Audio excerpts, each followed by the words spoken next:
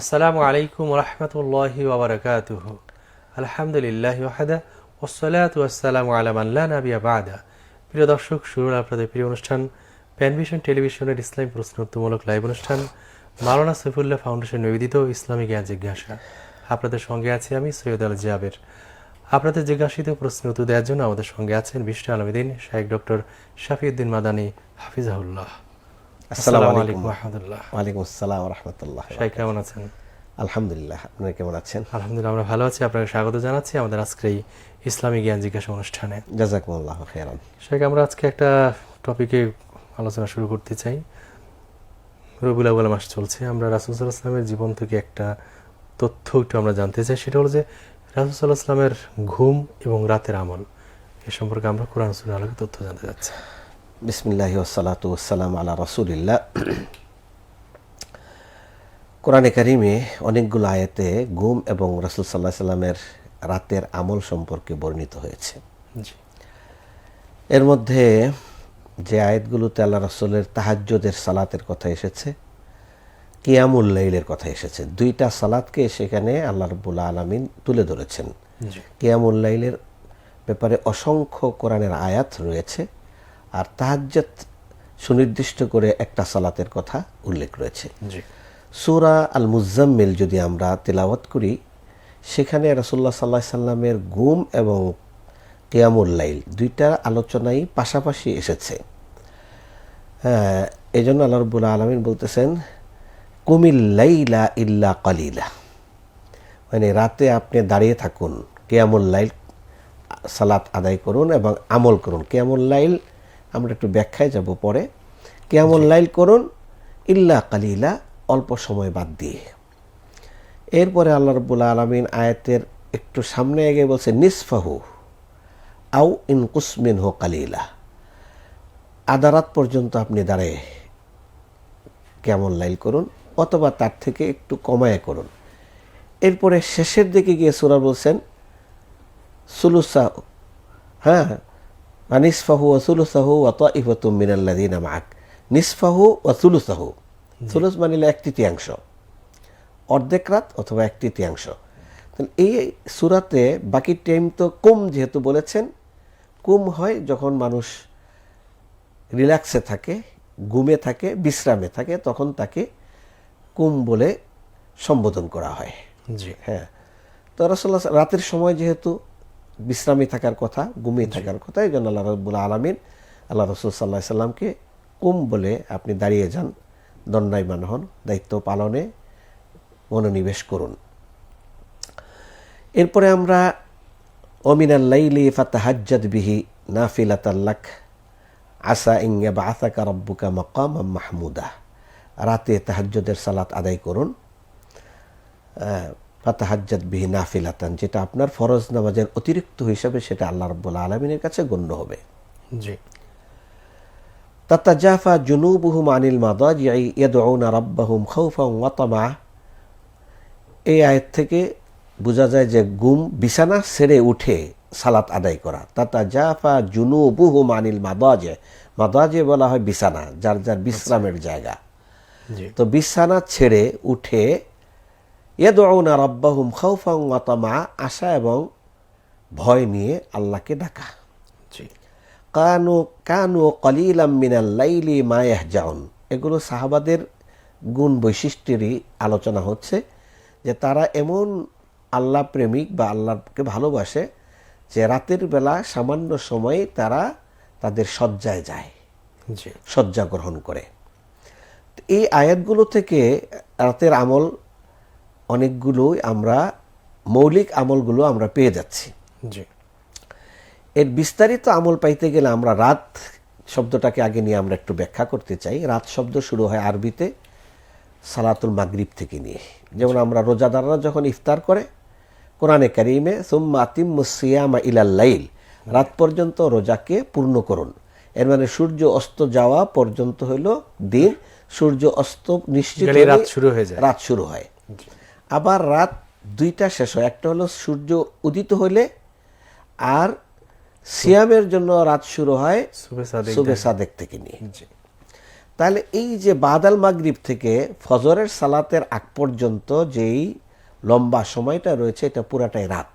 আচ্ছা, এই রাতের মধ্যে আমরা প্রথম মাগরিব থেকে এশা পর্যন্ত এই সময়টাতে আল্লাহ রসুল সাল্লাহ সাল্লামের ঘুম, এই ব্যাপারে আর তিনি বিশ্রাম নিতেন না, এবং কারিহা বলেছেন আচ্ছা, যে এখানে বিশ্রাম নেওয়াটা অপছন্দনীয়, এই সময় ঘুমাতেন না। ঘুমাইতেন না। এবং কারিহান নাবি আল্লাহ রসুল সাল্লাহ সাল্লাম আর নাউমু কাবলাল আয়সা, এশার সালাতের আগে ঘুমানোটাকে অপছন্দ করেছেন। ওয়াল হাদিসু বাদা, ওয়াল হাদিসা বাদা, এশার পরে কোনো আলোচনা, কোনো বৈঠক, কোনো মজলিস জমানো, কোনো সভা করা, কোনো ওয়াজ নসিহতের আয়োজন করা, এটাকেও তিনি অপছন্দ করতেন। আচ্ছা, দুইটা। তাহলে এশা এবং মাগরিবের মাঝখানের সময়টা আমাদের বুঝতে হবে যে রাসূল সাল্লাল্লাহু আলাইহি ওয়াসাল্লাম সদা প্রথম ওয়াক্তে সালাত আদায় করেছেন, জি সকল সালাত প্রথম ওয়াক্তে আদায় করেছেন, জি কোনো ব্যাখ্যা বিশ্লেষণ এখানে আর দরকার নেই। জি, তো সেই দৃষ্টিকোণ থেকে মাগরিব থেকে এশার সালাতের সময় হইতে সময় লাগে 45 মিনিট। জি তাহলে আমরা যদি আজকে সূর্য অস্ত 5:54, জি, তাহলে এশার নামাজের সময় হইতে গেলে আমাদের কত যাবে? 6:34, 6:34-40 এর মধ্যে এশার নামাজের সময় হয়ে যাবে। তাহলে এশার নামাজ আল্লাহ রসুল আউয়াল ওয়াক্তে পড়তেন। সব কিছু মিলে এশার একেবারে সালাত আল্লাহ রসুল লম্বা করে পড়েছেন, সব মিলে আমরা ধরি 7টা প্লাসে আজকের দিনে এই মৌসুমে রিলেটেড, তাহলে 7টা মধ্যেই আল্লাহ রসুলের রাতের সালাত শেষ। জি, আরো শেষ হবে দ্রুত, এই জন্য যে আল্লাহ রসুল তো তাহাজ্জুদের জন্য বেতির রেখে দিতেন, জি বেতির পড়তেন না। তো এই জন্য আল্লাহ রসুল সাল্লাল্লাহু আলাইহি সাল্লাম ধরেন 7:30, 8টার মধ্যে পূর্ণ বিশ্রাম। জি, কেন পূর্ণ বিশ্রাম? তিনি রাতের অর্ধেক যাওয়ার পরে তিনি জেগে যাইতেন, অর্ধেক রাত পরে তিনি জেগে সালাত আদায় করতেন। সালাত আদায় করে তিনি আবার 6/1 সময় থাকতে আবার বিশ্রাম করতেন, ঘুমাতেন।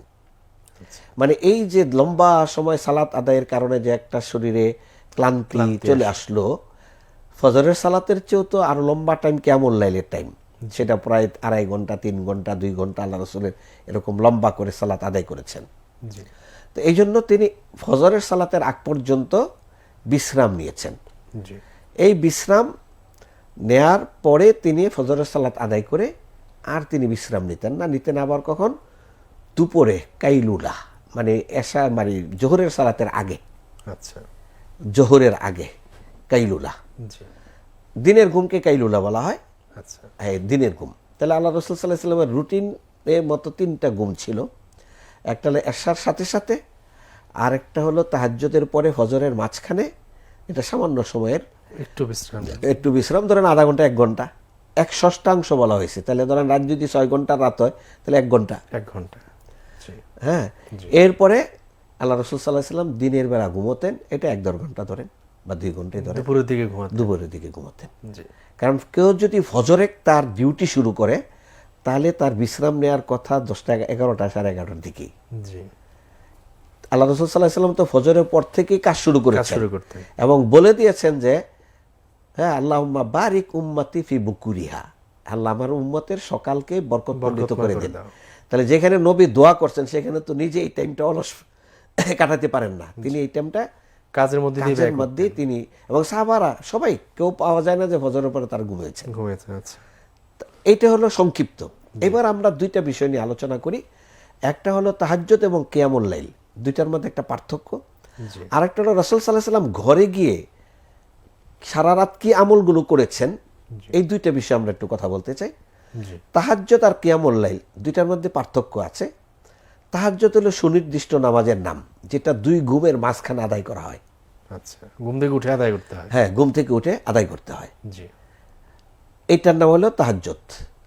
আর কিয়ামুল লাইল মাগরিবের পর থেকে নিয়ে ফজরের আগ পর্যন্ত যত সালাত আদায় করবে সবটাকে কিয়ামুল লাইল বলবে।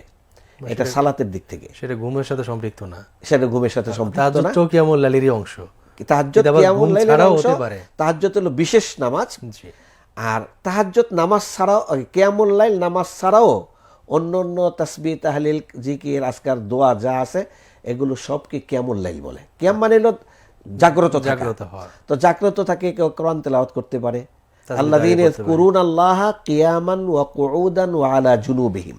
জি কেউ জাগ্রত থেকে শুয়ে এসেও দোয়া ইস্তেগফার করতে পারে, হেলান দিয়েও করতে পারে, কাথেও করতে পারে। এই জন্য সালাতের ভিতরে হোক বাইরে হোক দুইটাই। সেটাকে সবগুলোকে কিয়ামুল লাইল বলা হবে। জি তবে কিয়ামুল লাইলের ফজিলতের টাইম হলো রাতের শেষ ভাগে। শেষ ভাগে, মানে অর্ধেক রাত যাওয়ার পরে, বাদা মুনতাসিফিল লাইল, এটা হলো ফজিলতপূর্ণ টাইম।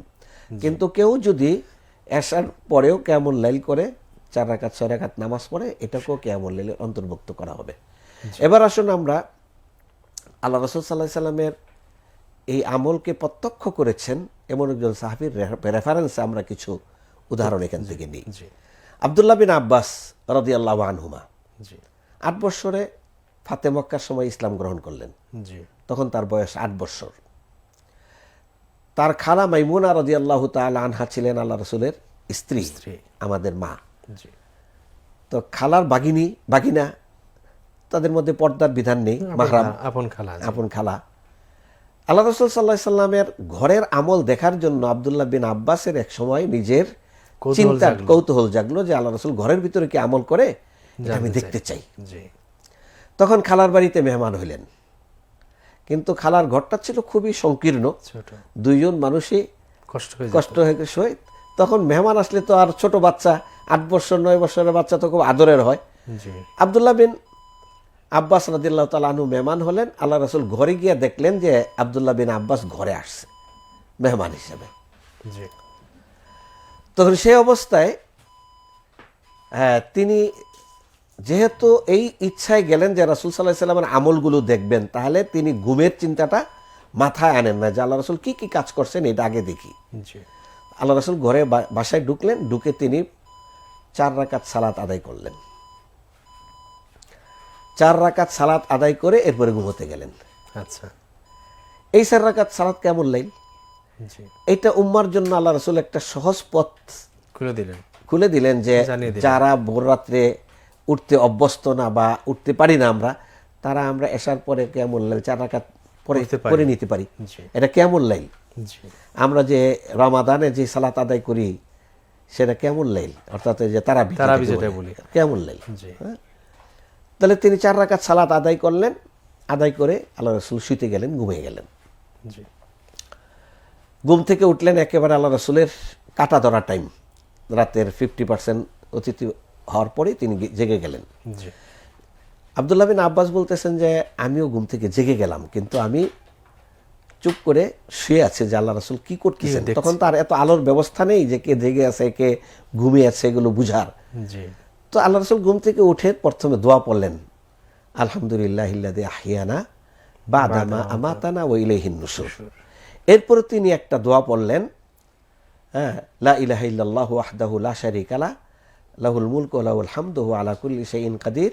এরপরে বললেন আলহামদুলিল্লাহ আলহামদুলিল্লাহ ওয়া সুবহানাল্লাহ ওয়া লা ইলাহা ইল্লাল্লাহু আল্লাহু আকবার ওয়া লা হাওলা ওয়া লা কুওয়াতা ইল্লা বিল্লাহিল আলিয়্যিল আযীম। জি এটা বলার পরে সহিহ বুখারীর riwayate এই দোয়াগুলো যে পড়বে, এরপরে যে ব্যক্তি আল্লাহর কাছে দোয়া ইস্তিগফারা সুম্মা ইস্তিগফারা, আল্লাহর কাছে ইস্তিগফার করবে, আল্লাহ তার গুনাহ মাফ করে দিবেন। সুবহানাল্লাহ। জি আও দা, অথবা সে অন্য কোনো দোয়া করবে, কুবিলাত মানে তার দোয়া আল্লাহ কবুল কবুল করবেন। করে নেবেন। আও সাল্লা কুবিলাত সালাতুহু, সে সালাত আদায় করবে, তার সালাত আল্লাহ কবুল করবেন। জি তাহলে সালাতের কবুলিয়াত, দোয়ার কবুলিয়াত, ইস্তিগফারের কবুলিয়াতের একটা বর্ণনা আল্লাহ রাসূল সাল্লাল্লাহু আলাইহি ওয়াসাল্লাম দিলেন যে রাতে ঘুম থেকে উঠে এই কাজগুলো করা। জি এই দোয়া পড়ে আল্লাহ রাসূল সাল্লাল্লাহু আলাইহি ওয়াসাল্লাম বুঝেছেন যে আব্দুল্লাহ বিন আব্বাস এসেছে আমার আমল প্রত্যক্ষ করার জন্য।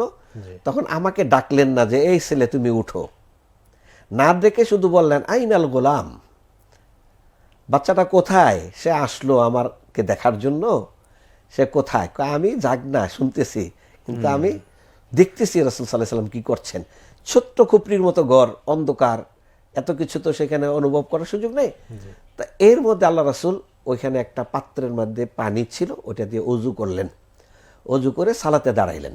জি তা আমি আব্দুল্লাহ বিন আব্বাস বলতেছেন আমিও আল্লাহ রাসূলের পরে পরে গিয়ে ওযু করে আমি দাঁড়াইলাম, কিন্তু আমি দাঁড়াইলাম আল্লাহ রসুলের বাম পাশে। জি তখন রাসূলুল্লাহ সাল্লাল্লাহু আলাইহি সাল্লাম হাতটাকে পিছন দিক দিয়ে নিয়ে কানে একটু আলতু করে ধরে পিছন দিক দিয়ে টেনে আনা আমাকে ডান পাশে দাঁড় করাইলেন। তাহলে বোঝা গেল যে একজন ব্যক্তি যখন ইমামের সাথে সালাত আদায় করবে ডান পাশে তখন দাঁড়াবে। ডান পাশে দাঁড়াবে। জি রাসূলুল্লাহ সাল্লাল্লাহু আলাইহি সাল্লাম কিয়ামুল লাইল আদায় করলেন, তিনিও কিয়ামুল লাইল আদায় করলেন। তো ঘুম থেকে উঠে আল্লাহ রাসূল কি কি কাজ করেছেন, যে দুই হাত দিয়ে আঙ্গুল মানে দুই হাত দিয়ে চোখ চোখ রগড়ে নিলেন। ডলে ঘুমের যে ভাবটা থাকে এটা দূর করে এটা দূর করে ফেললেন। এক নাম্বার, দোয়া পড়লেন, জি অজু করলেন, সালাত আদায় করলেন। এবং আল্লাহ রসুল সাল্লাল্লাহু আলাইহি সাল্লাম হাদিসে বলেছেন যে যে ব্যক্তি ঘুমায় শয়তান তাকে তিনভাবে তার বিভিন্ন অঙ্গে প্রত্যঙ্গে গিট মারে, যাতে করে সে ঘুমে কাবু হয়ে যায়। জি প্রথমে উঠে দোয়া পড়লে প্রথম গিট কেটে যায়, অজু করলে দ্বিতীয় গিট কেটে যায়, এরপরে সালাত আদায় করলে তৃতীয় গিট কেটে যায়। জি এরপর আল্লাহ রসুল বলছেন মা মিনকুম ইল্লা উকিলা বিহি কারিনুম মিনাল জিন্নি কারিনুম মিনাশ শাইতান ওয়া কারিনুম মিনাল মালাইকা। তোমাদের মধ্যে এমন কেউ নেই আল্লাহর পক্ষ থেকে তার জন্য একটা জিন, শয়তান এবং একজন ফেরেশতাকে বরাদ্দ দেয়া না হয়, কারিন থাকবে, সাথী থাকবে। সাথে থাকবে সার্বক্ষণিক। জি একটা সাথে ফেরেশতা, থাকবে। একজন হ্যাঁ, জিন শয়তান। জিন শয়তান। তখন সাহাবী প্রশ্ন করলেন ইয়া রাসূলুল্লাহ, আপনার সাথেও কি এরকম একটা শয়তান দেওয়া হয়েছে? আমারটা মুসলমান হয়ে গেছে। আচ্ছা আচ্ছা, সে অনুগত হয়ে গেছে। হ্যাঁ, আমারটা অনুগত হয়ে গেছে, মুসলমান হয়ে গেছে, সে আমাকে ডিস্টার্ব করে না। হ্যাঁ, জি তা এটার দ্বারা বোঝা গেল যে আমাদের সাবধান সতর্কতা অত্যন্ত গুরুত্বপূর্ণ। এরপর আল্লাহ রাসূল কয় রাকাত সালাত আদায় করলেন, কিভাবে সালাত আদায় করলেন? প্রথমে রাসূলুল্লাহ সাল্লাল্লাহু আলাইহি সাল্লাম 2 রাকাত করে 5 তাসলিমে 10 রাকাত সালাত আদায় করলেন। জি এরপরে আবার 2 রাকাত সালাত আদায় করলেন, এরপরে আবার আরেক রাকাত সালাত আদায় করলেন। তাহলে 10 রাকাত আর 3 রাকাত 13 রাকাত সালাত আদায় করলেন। এটা ব্যাখ্যা দিয়েছেন মুহাদ্দিসিনরা জি যে প্রথম 2 রাকাত সালাত হলো তাহিয়াতুল ওযু, আচ্ছা এরপরে 8 রাকাত সালাত হলো কিয়ামুল লাইল বা তাহাজ্জুদ, জি এরপরে 2 রাকাত সালাত হলো বিধির। ভিতরের প্রথম তাসলিমের, আরেক রাকাত সালাত হলো ভিতরে, 3 রাকাত ভিতর। এই 13 রাকাত সালাত রাসূলুল্লাহ সাল্লাল্লাহু আলাইহি সাল্লাম পড়েছেন। পড়েছেন। আমরা আল্লাহ রাসূল সাল্লাল্লাহু আলাইহি সাল্লামের আমল এইভাবে সংক্ষিপ্তভাবে আমরা দেখতে পাই যে রাসূলুল্লাহ সাল্লাল্লাহু আলাইহি সাল্লাম এইভাবে আমল করেছেন তিনি। জি, সেটা আপনি চমৎকার ব্যাখ্যা করছেন রাসূলুল্লাহ সাল্লাল্লাহু আলাইহি ওয়াসাল্লামের রাতের ঘুম এবং রাতের ইবাদত নিয়ে। আমরা একটা সম্পূর্ণ প্রশ্ন জানতে চাই সংক্ষেপে, সেটা হলো যে ঘুমানোর আগে কি কি দোয়া পড়তে হবে, এটা কি কি সুন্নাহ সম্বন্ধে দেওয়া আছে? ঘুমের আগে আল্লাহ রাসূল সাল্লাল্লাহু আলাইহি সাল্লাম অনেক দোয়াই পড়েছেন। হ্যাঁ, বিসমিকা আল্লাহুম্মা ওয়াদাতু জামবি, এরকম একটা দোয়া আছে। আল্লাহুম্মা বিসমিকা আমুতু। হ্যাঁ, আল্লাহ বিসমিকা আমুতু, এটা রেফারেন্সটা অনেকটা দুর্বল হিসাবে বিবেচিত হয়, কিন্তু বিসমিকা আল্লাহুম্মা ওয়াদাতু জামবি, আমি আপনার নামে আমার দেহকে মাটিতে বা শুয়ে জন্য রাখলাম। জি জি, আর অনেকটা এমন যে ঘুমটা হলো মানুষের মৃত্যুর সাথে তুলনা করা মৃত্যুর সমান। হয়েছে। জি, এই জন্য একজন মৃত্যুবরণকারী ব্যক্তি যেভাবে প্রস্তুতি নেয়, ওইরকম প্রস্তুতি এইরকম নিতে। প্রস্তুতি নিয়ে মানুষকে ঘুমোতে যাওয়া উচিত। আমরা অনেককে দেখি যে ঘুমের পরে তাকে আর দুনিয়াতে আর পাওয়া যায় না, তিনি ঘুমের ঘরে চলে যাচ্ছেন। জি হ্যাঁ, জি, তো সেই দৃষ্টিকোণ থেকে রাসূলুল্লাহ সাল্লাল্লাহু আলাইহি সাল্লাম প্রত্যেকটা ঘুমের আগে তার ওসিয়ত, তিনি করে যেতেন। ওসিয়তের কাজগুলো করেছেন। তার কাছে যদি কোনো ধরনের কারো আমানত অথবা কোনো ধরনের সাদাকার জিনিস থাকতো, সেটাও জানিয়ে সেটাকে যেতেন। তিনি বন্টন করে দিয়ে আচ্ছা, এরপরে দায়িত্ব মুক্ত হয়ে তিনি ঘুমোতে যেতেন। জি এগুলো ছিল হক্কুল ইবাদের দৃষ্টিকোণ থেকে। জি, আর হক্কুল্লাহর দৃষ্টিকোণ থেকে দোয়া কালাম পড়ে এরপর আল্লাহ রাসূল সাল্লাল্লাহু আলাইহি ওয়াসাল্লাম ঘুমের জন্য যেতেন। তাহলে দুইটা জিনিসই পরিপূর্ণ করে হতে পারে আজকের ঘুমটাই বা রাতটাই আমার শেষ জীবন, এজন্য ওইভাবেই একজন ব্যক্তিকে, হ্যাঁ, এবং আমরা দেখি যে ঘুমটাকে ধরা হয়েছে যে ব্যক্তি যখন মারা যাবে, কিয়ামতের ইসরাফিলের সিঙ্গার আগ পর্যন্ত এই টাইমটাকে তার ঘুমের পিরিয়ড ধরা হয়েছে নেককার ব্যক্তিদের। কালু ইয়া ওয়াইলানা মান বাআসানা মিন মারকাদিনা, আমরা ঘুমিয়েছিলাম, আমাদেরকে কে ডাকলো? মানে ঘুমটা একটা আরামের জিনিস। হ্যাঁ, এত আরামে ছিলাম, কে ডেকে উঠাইলো আমাদেরকে? হ্যাঁ, জি, তো এটা ঘুম। আল্লাহ রাসূল সাল্লাল্লাহু আলাইহি সাল্লাম পূর্ণ প্রস্তুতি নিয়ে আল্লাহ রাব্বুল আলামিনের কাছে নিজেকে সমর্পণ করতেন। আমাদের উচিত যে আমরা অনেক সময় মোবাইল দেখতে দেখতে ঘুমিয়ে যাই, অনেক সময় টিভি অন করে রেখে আমরা ঘুমিয়ে যাই, জি। অনেক সময় আমরা অপ্রস্তুত অবস্থায় ঘুমিয়ে যাই। ঘুমানোর ক্ষেত্রে যে রাসূলুল্লাহ সাল্লাল্লাহু আলাইহি সাল্লাম ডান কাতে যেভাবে ঘুমোতেন, যে নিজেকে পরিপূর্ণভাবে আমি আল্লাহর কাছে নিজেকে সমর্পণ করলাম, পেশ করলাম, ওইভাবে আমাদেরকে প্রস্তুতি নিয়ে ঘুমোতে যাওয়া, এটি আমাদের জন্য উচিত, আল্লাহ রাসূল সাল্লাল্লাহু আলাইহি ওয়াসাল্লামের সুন্নাহ। জি, সেখানে আমরা একটা বিরতিতে যাচ্ছি। প্রিয় দর্শক, দেখছিলেন আপনাদের প্রিয় অনুষ্ঠান মাওলানা সৈফুল্লাহ ফাউন্ডেশন নিবেদিত ইসলামী জ্ঞান জিজ্ঞাসা। নিচ্ছি ছোট্ট একটা বিরতির পর ইনশাআল্লাহ আমরা আবার ফিরে আসবো। ততক্ষণ আমাদের সঙ্গেই থাকুন। ইকরা ইকরা ইকরা ইকরা ওয়ারাত্তিলিল কুরআনা তারতিলা। ইকরা ইকরা ইকরা ইকরা ওয়ারাত্তিলিল কুরআনা তারতিলা। কিরে বিলের কাগজ দে। উস্তাদ, আমি তো সেলফিনে বিল দিচ্ছি উস্তাদ। সেলফিনে বিল দেওয়া যায় এটা মনে আপনি জানেন না। সেলফিনের মাধ্যমে বিদ্যুৎ, পানি, গ্যাস সহ যে কোনো ইউটিলিটি বিল দেওয়া যায় নির্ঝঞ্ঝাটে। সেলফিন, আগামীর ব্যাংকিং। ভালো আজা মামুন। জি উস্তাদ, ভালো যাবো। নমিনির এনআইডির ফটোকপি লাগবে।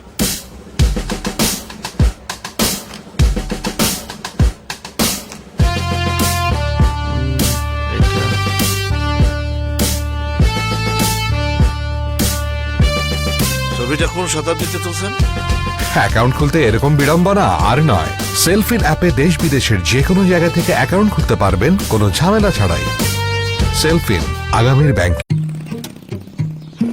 বাবা মামুন, আমার রেমিটেন্সের টাকাটা তুলে দিলে না বাবা?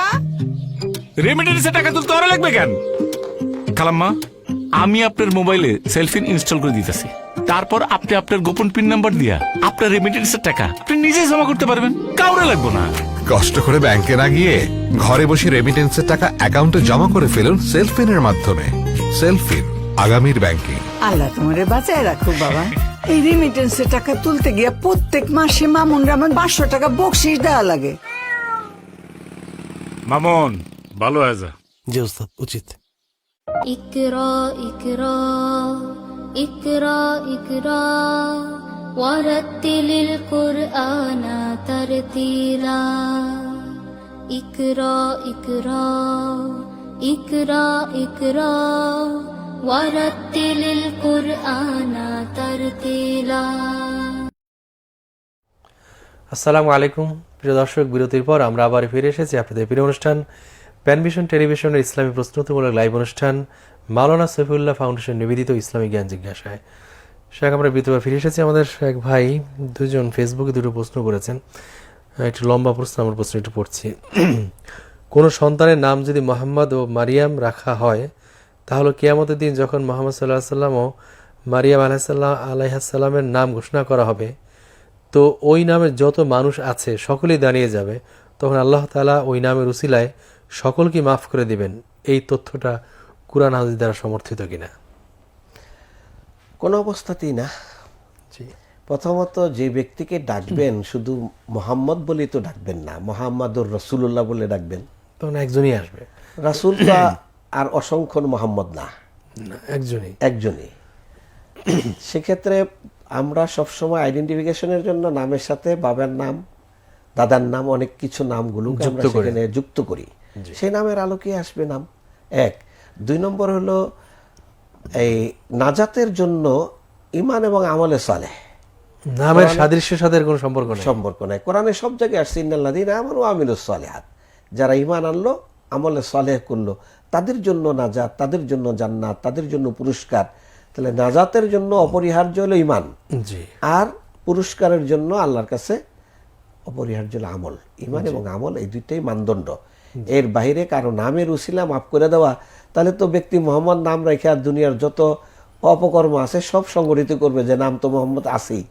আর বাংলাদেশের সব মানুষের শুরুতে তো মোহাম্মদ আছে। আরবরা তাদেরকে কুল্লু বাঙালি মোহাম্মদ বলে, মানে প্রত্যেক বাঙালি মোহাম্মদ। হ্যাঁ, কারণ বাঙালি দেখলে কে মোহাম্মদ তাল, তো সে তো মনে করে যে আমি নাম মোহাম্মদ ঠিকই আছে। হ্যাঁ, তো এইটাকে মনে করে যে এই জন্য কি সবাই নাজাত পেয়ে যাবে, এটা কোনো সুযোগ নেই। এটা কোরআন হাদিস সমর্থিত কোনো কথা নয়। আরেকটি প্রশ্ন এভাবে এসেছে যে মুসা আলাইহিস সালাম আল্লাহকে জিজ্ঞেস করলেন, হে আল্লাহ, আপনি যদি মুসা হতেন আর আমি যদি আল্লাহর হতাম, তাহলে আপনি কি চাইতেন? আল্লাহ বললেন, এটা আমার শান না। মুসা বললেন, তা তো জানি, কিন্তু হলে কি চাইতেন? তখন আল্লাহ বললেন, সুস্থতা চাইতাম। এই তথ্যটা কোরআন হাদিস দ্বারা প্রমাণিত কিনা? একেবারে 100% কোরআন হাদিস পরিপন্থী, বানোয়াট কথা, এটা বানোয়াট বানোয়াট ঘটনা। কথা। জি, এটা একেবারেই অসুস্থ মানুষের কল্পকাহিনী, মানে সুস্থ সুস্থ বিবেক, মানুষের না। সুস্থ বিবেক সম্পন্ন মানুষের কল্পকাহিনী হইতে পারে না। জি। আল্লাহকে গায়রুল্লাহর সাথে কোনো অবস্থাতে তাসবিহ দেওয়া, উপমা দেওয়া, এটা নিষিদ্ধ। তুলনা করা নিষিদ্ধ। আল্লাহুস সামাদ, সামাদ মানে কি? মোকাপেক্ষীহীন তিনি সবকিছু থেকে। সবকিছুতেই, এবং স্রষ্টার কোনো কিছু সৃষ্টির মাধ্যমে সৃষ্টির লাইজা কোনো কিছু কামিসলি শাই। স্রষ্টার সাথে সামঞ্জস্যপূর্ণ না। অতএব উপমা দেওয়ার কথাটাই এখানে আল্লাহ রাব্বুল আলামিনের সিফাত পরিপন্থী। জি, আল্লাহ যে মহান গুণে গুণান্বিত, সেই গুণ আল্লাহর অপরিহার্য অংশ, আল্লাহর অপরিহার্য গুণ, জি। এগুলো পরিপন্থী হলো এই সাদৃশ্য উপমা, দেওয়া, সাদৃশ্য সৃষ্টির দেওয়া। সাথে। এই জন্য যদি হইতেন, এই যদি আল্লাহ রাসূল হাদিসে যদিকে অনেকভাবে নিষেধ করে দিয়েছে যে লাউ দিয়া তোমরা কোনো কথা বলবা না। লাউ দিয়ে, জি। হ্যাঁ, লাউ তাফতাহ বাবাস শয়তান, লাউ তাফতাহ বাবাস শয়তান, লাউ শয়তানের রাস্তা খুলে দেয়। মানে এই যদি আর কি। লাউকে পুঁজি করে শয়তানকে, যদি আল্লাহ না থাকতো, যদি আমি এই করতাম, যদি এই যদি দিয়ে, হ্যাঁ, মানুষের ঈমান হারা হয়ে যায়। জি, এই জন্য রাসূলুল্লাহ সাল্লাল্লাহু আলাইহি ওয়াসাল্লাম লাউ দিয়ে, যদি দিয়ে কথা বলাটাকে এটাকে নিরুৎসাহিত নিষিদ্ধ করে নিষিদ্ধ দিয়েছেন, করেছেন। এবং এটা শয়তানের পথ বলে দিয়েছেন। জি। অতএব এইখানে যে যদি দিয়ে কথা বলেছেন নবীর সাথে, এটা কোনো অবস্থাতে এটা কোনো মানে, একেবারে বানোয়াট হ্যাঁ, কথা। ভালো কথা হতে পারে কিন্তু না। সুস্থতা তো মানুষের জন্য অবশ্যই একটা আল্লাহর বড় নিয়ামত, এটা ভিন্ন প্রসঙ্গ। জি, না, তা তো অবশ্যই, হ্যাঁ, সুস্থতা অনেক সুস্থতা বড় অনেক নিয়ামত। নিয়ামত। জি। এই সুস্থতা আছে তো ঈমান আরো বড় নিয়ামত। আমি অসুস্থ থাকলে কি ঈমানহীন হবো? নবী আম্বিয়াদেরকে আল্লাহ পরীক্ষা দিয়েছেন, আইয়ুব আলাইহিস সালামকে পরীক্ষা দিয়েছেন, ইউনূস আলাইহিস সালামকে পরীক্ষা দিয়েছেন, কিন্তু তারা তো অসুস্থ হয়েছেন, সাকিম, হ্যাঁ, তারা হয়েছেন, হ্যাঁ, মুলিম, জি। হ্যাঁ, এত কিছু হওয়ার পরও কিন্তু ঈমান এবং আল্লাহর তাওহীদকে এক বিন্দু, এক সময়ের জন্য তারা তাওহীদ যায়নি, থেকে বিচ্ছিন্ন বিচ্যুত হয় নাই। হননি। তাহলে বোঝা গেল সুস্থতা বড় নিয়ামত না, বড় নিয়ামত হলো ঈমান। ইমান। জি, সেটাকে আমরা উত্তরটা জানতে পারলাম না। আমরা তো ঘটনাটি আসলে কোনো সমর্থিত নয়, বানোয়াট ঘটনা। সেটাকে আমরা একটা প্রশ্ন এসেছি এরকম যে পূজা দেখতে যাওয়া যায় কিনা? খুবই গুরুত্বপূর্ণ প্রশ্ন। পূজা হলো প্রত্যেক জাতির তার পার্সোনাল, তার চিন্তা ধর্মীয় ইবাদত। চেতনার আলোকে, তার পরিমণ্ডলে তার প্রতিমাকে খুশি করার উপায়ের নাম হলো পূজা, ইবাদতের নাম হলো পূজা। তার ধর্মীয় ইবাদত, তার হ্যাঁ। ধর্মীয় আরাধনা যাই বলি আমরা। জি, তো পূজার ব্যাপারে কোরআনে কারিমে আমি 3টা আয়াত বলবো। একটা হলো আন্না হাদা সিরাতি মুস্তাকিমান ফাত্তাবিউ ওয়া লা তাত্তাবিউস সুবুলা। এইখানে আল্লামা কুরতুবী 153 নম্বর আয়াত সূরা আল আনআম, তিনি বলেছেন সুবুল হলো এই ইহুদি, খ্রিস্টান, অগ্নিপূজক, মুশরিক, তাদের যে পথ, এটাকে বলা হয় সুবুল। তাহলে সুবুল, যারা সুবুল দিয়ে চলে, সিরাত মুস্তাকিমে চলে না, তাদের সাথে আপনারা তাদের পথে চলবেন না। তাহলে তাদের পথ চলা মানে তাদের পূজাটাও তো তাদের পথ। নিশ্চয়ই তার এটা দেখতে কুরতুবী যাওয়াটা বলেছেন, তার তাদের পূজাটা তাদের পথ, জি, এই সেই পূজায় যাওয়া যাবে না। 1 2 নম্বর হলো সূরা ফুরকানের 71 নম্বর আয়াত। সেটাকে আমরা একটা কল নিয়ে নিচ্ছি, তার বাকি কথা শুনবো। আসসালামু আলাইকুম। ওয়ালাইকুম সালাম। জি শেখ, আপনারা ভালো আছেন? জি, আলহামদুলিল্লাহ। ভাই, কি প্রশ্ন আছে আপনার, বলুন। জি, আমি শাহিন বলছিলাম। জি, শাহিন ভাই, কি প্রশ্ন আছে? জি, আমি একটা হাদিসের একটু মানে হাদিসটা নিয়ে অনেক একটু মতভেদ করছে। সেটা হলো যে এই যে আপনারা অবশ্যই জানেন যে আয়েশা রাদিয়াল্লাহু আনহা যখন সফরে হায়েজ হয়, তখন কিন্তু মানে রাসূল সাল্লাল্লাহু আলাইহি ওয়াসাল্লাম বলেছিল যে তুমি তওয়াফ করো না এবং সালাত আদায় করো না, এই দুটো ব্যতীত অন্য হাজিরা যা করে তাই করো। এই হাদিসের আলোকে অনেক আলেম বলছে যে ঋতুবতী মহিলা কোরআন ধরে পড়বে, সমস্যা নাই এই হাদিসের আলোকে। আর অনেক আলেম বলছে যে এই হাদিসের আলোকে কেউ যদি বলে যে ঋতুবতী মহিলা কোরআন ধরে পড়বে, তাহলে উনি একবারে জাহেল, মানে অনেক এরকম বলতে আর কি, মানে পড়া যাবে না। আসলে হাদিসের ব্যাখ্যাটা জানতে যাচ্ছি। একটা প্রশ্ন হলো যে জুমার সালাতে কেউ শেষ রাকাতে রুকু পেলে সেখানে কি করবে, মানে জোহর পড়বে নাকি জুমায় পড়বে জানতে? শেষ রাকাতে রুকু পেলে, হ্যাঁ, জুমার সালাতে শেষ রাকাতে রুকু পেলে উনি কি করবে? মুক্তাদি জোহর পড়বে নাকি জুমা পূরণ করবে 8 রাকাত পড়ে, মানে রাকাত গুণ হবে কি? জি, ঠিক আছে ভাই, আপনি আমাদের সঙ্গে থাকুন, আমরা উত্তর জেনে নেব ইনশাআল্লাহ। আমরা পূজা নিয়ে কথা বলছিলাম, আপনি একটা আয়াতে কথা বলছেন। সূরা ফুরকানের 71 নম্বর আয়াত, আল্লাযীনা লা ইয়াশহাদুনা যুর। জি, আমি সবগুলো কথা অন্যদের কাছ থেকে কোট করে বলছি। জি, এখানে দাহাক রাহিমাহুল্লাহ, তিনি হলেন আব্দুল্লাহ বিন আব্বাসের বিশেষ ছাত্র। আচ্ছা, তিনি আচ্ছা, বলতেছেন, খুবই প্রাচীন আলেম। হ্যাঁ, জুর হলো বিজাতিদের পূজা, আচ্ছা। অমুসলিমদের পূজা। জি এটাতে না যাওয়াটা হলো মুমিনের বৈশিষ্ট্য। 13টা গুণের কথা এখানে তুলে ধরা হয়েছে সূরা আল ফুরকানে মুমিনের। এর মধ্যে একটা গুণ হলো জেনা করবে না, মিথ্যা বলবে না, এবং এই জুর যে সমস্ত মিথ্যা গায়রুল্লাহর পূজাটা তো শিরক জাতীয় যত অনুষ্ঠান হয় এগুলো পূজা যাওয়া যাবে না, অর্চনা, নিষেধ করে সেখানে যাওয়া যাবে না। জি এরপরে সূরা মুমতাহিনার প্রথম আয়াত, লা তাত্তাখিযু আদুওয়ি ওয়া আদুওয়াকুম আউলিয়া তুলকুনা ইলাইহিম বিল মাওয়াদ্দাহ। এখানে শুধু পূজাতে যাওয়া নয়, তাদের পূজাকে শুভেচ্ছা জানানো সেটাও নিষেধ করে দেওয়া হয়েছে আয়াতে। আচ্ছা তুলকুনা ইলাইহিম বিল মাওয়াদ্দাহ ওয়াকাদ কাফারু, তারা আল্লাহকে মানে না, তোমরা তাদেরকে শুভেচ্ছা বিনিময় করে ভালোবাসা দেখাচ্ছ। আচ্ছা হ্যাঁ, এটা স্পষ্ট নিষেধ। এরপরে আবু দাউদের হাদিস 4071 নম্বর হাদিস, জি সেখানে মান তাশাব্বাহা বিকওমিন ফাহুয়া মিনহুম, যারা অন্য জাতির সাদৃশ্য হলো অবলম্বন করে অবলম্বন করলো সে তাদেরই সদস্য হয়ে গেল। তাদের তাহলে দলও কঠিন ভারী কথা করবে। এখানে। জি এরপরে খালিফুল ইয়াহুদ ওয়ান নাসারা, আল্লাহ রাসূল বলছেন তারা যা করে তাদের বিপরীতটা করো, তারা পূজা করে তোমরা পূজা করবা না, তারা পূজা অংশগ্রহণ করে, আমরা পূজা অংশগ্রহণ করবো না। করবা না।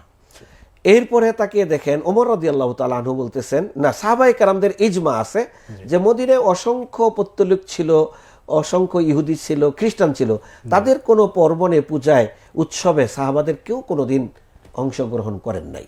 তাহলে এটা সাহাবাদের ইজমা। আল্লামা ইবনে তাইমিয়া রাহিমাহুল্লাহ তাআলা তিনিও বলেছেন ইকতিদা ও সিরাতাল মুস্তাকিমে, যে তাদের পূজায় অংশগ্রহণ করা এবং তাদের শুভেচ্ছা বিনিময় করা এটা জায়েজ নেই। জি সেম কথা বলেছেন ইবনুল কাইয়িম রাহিমাহুল্লাহ, তিনিও বলেছেন বিজাতিদের পূজায় অংশগ্রহণ করা এবং এই উপলক্ষে শুভেচ্ছা তাহানিয়া বিনিময় করা এটা নিষিদ্ধ, জি এটা ইসলাম সমর্থন করে না। জি এরপরে তাকে দেখেন ওমর রাদিয়াল্লাহু তাআলা আনহু বলতেছেন যে তোমরা ইহুদিদের বা খ্রিস্টানদের, বিজাতিদের আদা উল্লাহ বলা হয়েছে অন্যরা, মানে যারা অমুসলিম, অমুসলিমদের ঈদে তোমরা অংশগ্রহণ করবা না। আচ্ছা এটা মুসান্নেফে ইবনে আবু শাইবার হাদিসে মনে আছে। এটা আছে ওমর রাদিয়াল্লাহু তাআলা আনহুর কথা। এরপর অন্য হাদিসে ওমর রাদিয়াল্লাহু তাআলা আনহু এভাবে বলেছেন যে তোমরা যদি বিজাতিদের উৎসব উপলক্ষে তাদের গির্জায় যাও তাহলে আল্লাহর অসন্তুষ্টি, সাখতা, আল্লাহর অসন্তুষ্টি তোমাদের উপর বর্ষিত হবে, আল্লাহ গজব নাজিল হয়, আল্লাহর গজব নাজিল হবে, দ্রুত এগিয়ে যাও, এরকম নিষেধ করে দিয়েছেন। জি তাহলে এতগুলো রেফারেন্সের পরে আমরা পূজা দেখতে যাওয়া বলেন, শুভেচ্ছা বলেন, এবং হ্যাঁ উৎসব, ধর্ম যার যার উৎসব সবার এই জাতীয় কথা বলেন, তাদের নিমন্ত্রণ এই পূজা উপলক্ষে গ্রহণ করা বলেন, তাদেরকে আর্থিকভাবে সাহায্য করা বলেন, হ্যাঁ তাদেরকে, এইগুলো কোনো অবস্থাতে ইসলাম এগুলোর সমর্থন করে না। এটা ইসলামের দৃষ্টিকোণ থেকে দলিলের ভিত্তিতে সুস্পষ্ট প্রমাণিত। জি আসসালামু আলাইকুম। আসসালামু আলাইকুম। ওয়ালাইকুম আসসালাম। দর্শক কে আছেন আমাদের সঙ্গে? বলছিলাম আমার একটা প্রশ্ন ছিল। জি ভাই, কি প্রশ্ন আছে আপনার? বাংলাদেশে দেখি যে পূজাতে সাধারণত এখানে মুসলিম প্রধান দেশ হিসাবে মানে অধিকাংশ ব্যবসায়ী বা যারা ব্যবসা করেন তারা মুসলিম।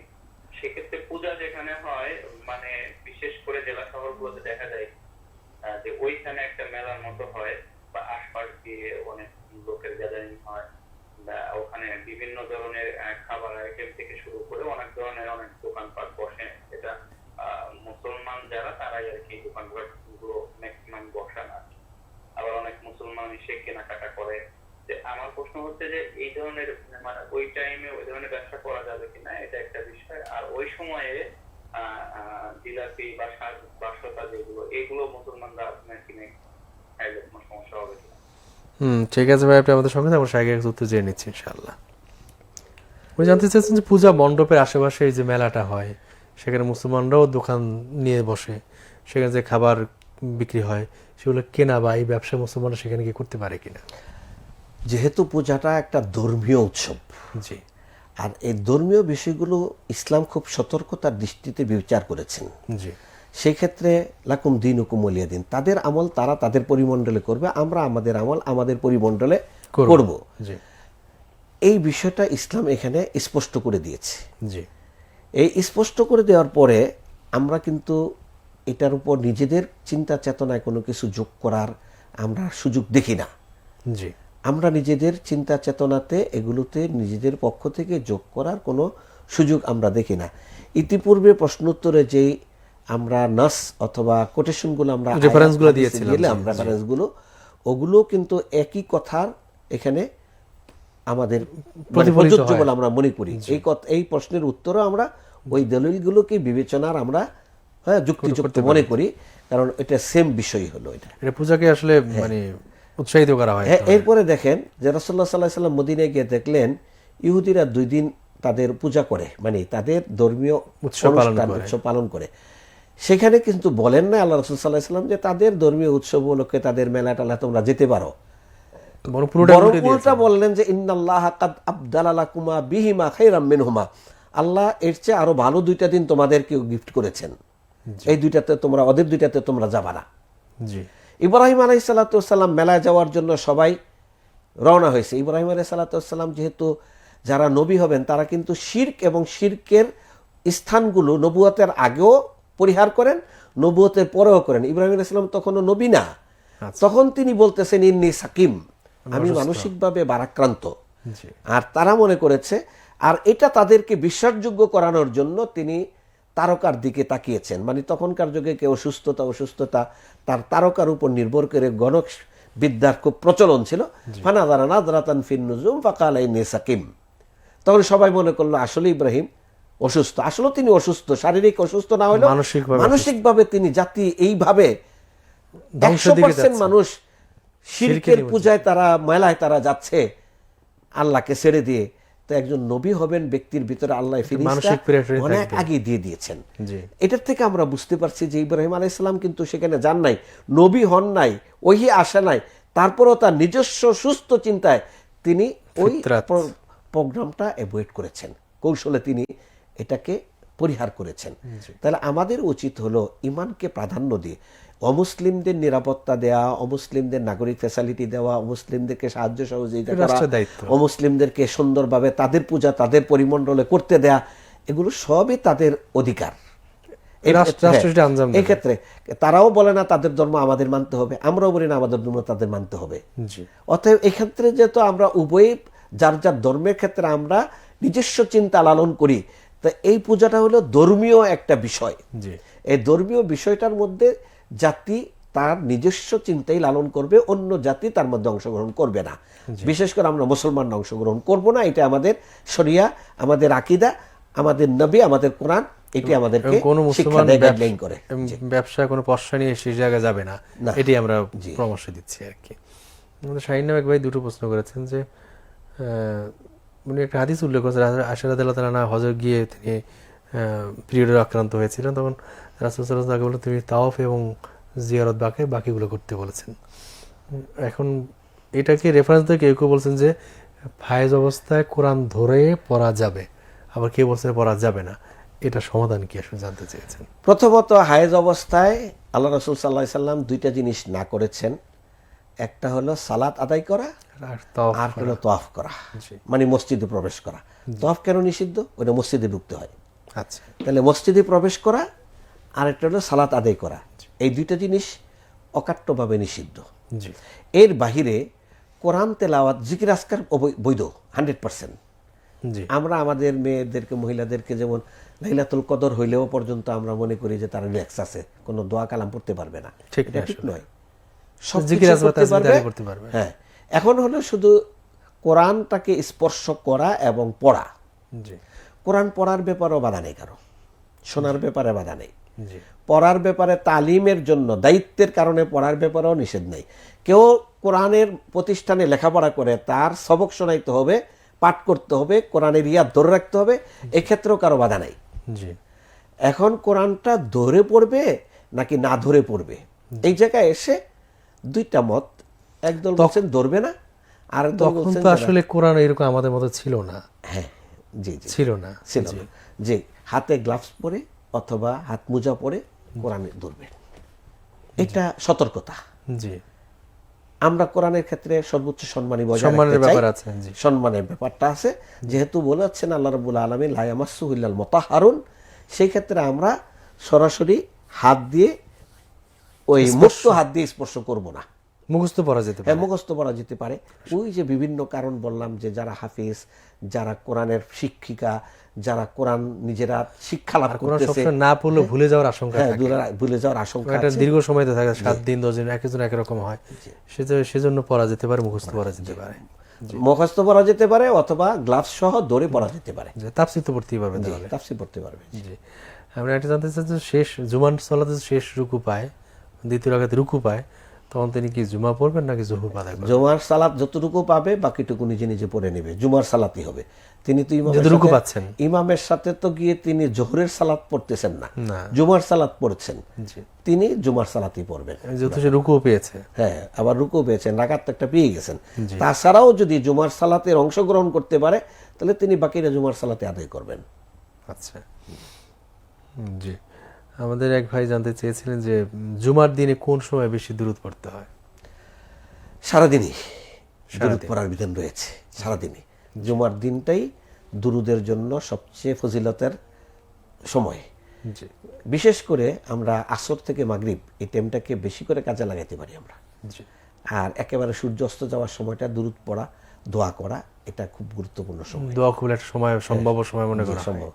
সম্ভাব্য সময়। যখন এক সাহাবী আল্লাহ রাসূল সাল্লাল্লাহু আলাইহি সাল্লামকে জিজ্ঞাসা করলেন, ইয়া রাসূলুল্লাহ, আপনার উপর কতটুকু দোয়া করবো, অর্থাৎ দুরূদ পড়বো? জি, পুরা দোয়াটা কি আপনার উপর, মানে না আমার দোয়ার অর্ধেক টাইম কি আমি দুরূদ পড়বো? জি, তুমি যদি মনে করো 4 ভাগের 1 ভাগ কর না, তুমি ভালো যেটা ভালো মনে করো, তাহলে অর্ধেক দোয়াই খেলে আপনার উপর দুরূদ পড়ে আমি দোয়া করে দিব। তুমি যদি ভালো মনে করো, আর পুরা দোয়াই খেলে আপনার উপর দুরূদ পড়বো তুমি যদি ভালো মনে করো। আচ্ছা, এর সুযোগ দিয়েছে। সুযোগ দিয়েছেন না কেন? ওই যে সাল্লাল্লাহু আলাইহি, তুমি যদি আল্লাহ রাসূলের উপর দুরূদ পড়ো, আল্লাহ তোমার উপর রহম করতেছেন, তো জি, এই সুযোগ তো রয়েছে। ফেরেশতারা রহম দোয়া করতেছেন, বেশি তোমার বলে জন্য। বেশি রহম হবে। ফেরেশতারা তোমার জন্য তোমার কল্যাণে দোয়া করতেছে। আল্লাহ রাব্বুল আলামিন তোমার উপর রহমত বর্ষণ করছে। অতএব তুমি তো যা দোয়ার উদ্দেশ্যে সেটা পেয়ে যাচ্ছ আল্লাহ রাসূলের উপর দুরূদ পড়ার ফজিলতের কারণে। জি, জি, শেখ, আমরা অনুষ্ঠানের শেষ পর্যায়ে চলে এসেছি। আপনাকে অনেক অনেক কৃতজ্ঞতা জানাই আমাদেরকে সময় দেওয়ার জন্য। জাযাকাল্লাহু খাইরান। বারাকাল্লাহু ফিকুম। প্রিয় দর্শক, দেখছিলেন আপনাদের প্রিয় অনুষ্ঠান প্যানভিশন টেলিভিশনের ইসলামী প্রশ্নোত্তরমূলক লাইভ অনুষ্ঠান মাওলানা সৈফুল্লাহ ফাউন্ডেশন নিবেদিত ইসলামী জ্ঞান জিজ্ঞাসা।